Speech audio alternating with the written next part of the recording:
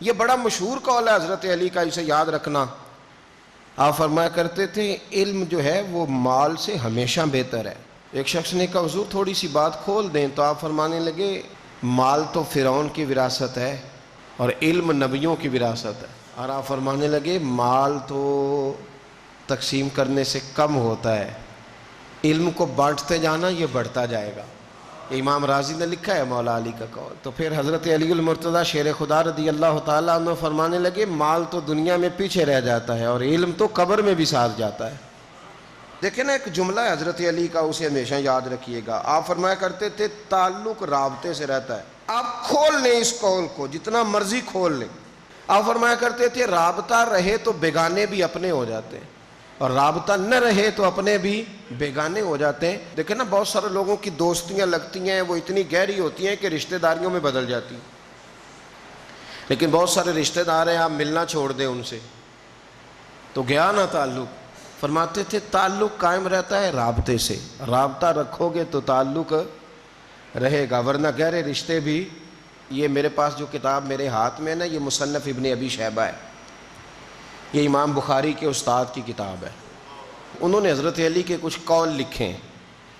صاحب مصنف ابن شیبہ نے قول لکھا ہے، حضرت علی المرتضیٰ شیر خدا رضی اللہ تعالیٰ عنہ اپنے بچوں کو اور اپنے دوستوں کو چند باتیں بتایا کرتے تھے، چند باتیں بتایا کرتے تھے، ان کی نصیحت کرتے تھے۔ میرا دل کرتا ہے بڑی آنکھیں کھول کے دل کھول کے یہ باتیں سنیں۔ یہ اس شخص کی باتیں ہیں جنہیں میرے نبی نے کہا ہے کہ یہ حکمت کے شہر کا دروازہ ہے، آؤ ذرا اس دروازے کے قریب جائے۔ حضرت علی شیر خدا فرماتے تھے مجھے دو باتوں کا خوف ہے تم پر، اپنے دوستوں کو کہتے تھے جو ان سے پیار کر، اور یہ بھی یاد رکھیں مولا علی کی محبت ایمان ہے اور علی کا بغض نفاق ہے۔ اگر کسی شخص نے اپنا ایمان چیک کرنا ہو تو دیکھے دل میں مولا علی کی محبت کتنی ہے۔ حضرت علی کی محبت ایمان ہے، تو سارے محبت کرنے والے ہیں، تو آپ نے اپنے محبت کرنے والوں سے کہا۔ حضرت علی فرمانے لگے مجھے دو باتوں کا خوف ہے، ایک مجھے اس بات کا خوف ہے کہ تم امیدیں لمبی باندھو گے، اور دوسرا مجھے اس بات کا خوف ہے کہ تم خواہشات زیادہ کرو گے۔ فرمایا جو آدمی لمبی امیدیں باندھتا ہے وہ آخرت کو بھلا دیتا ہے۔ وہ بلڈنگ بناؤں گا، وہ مکان بناؤں گا، اتنے کروڑ کماؤں گا، فرمایا وہ آخرت کو بھلا دے گا، پھر وہ امیدیں پوری کرنے کے پیچھے لگ جائے گا۔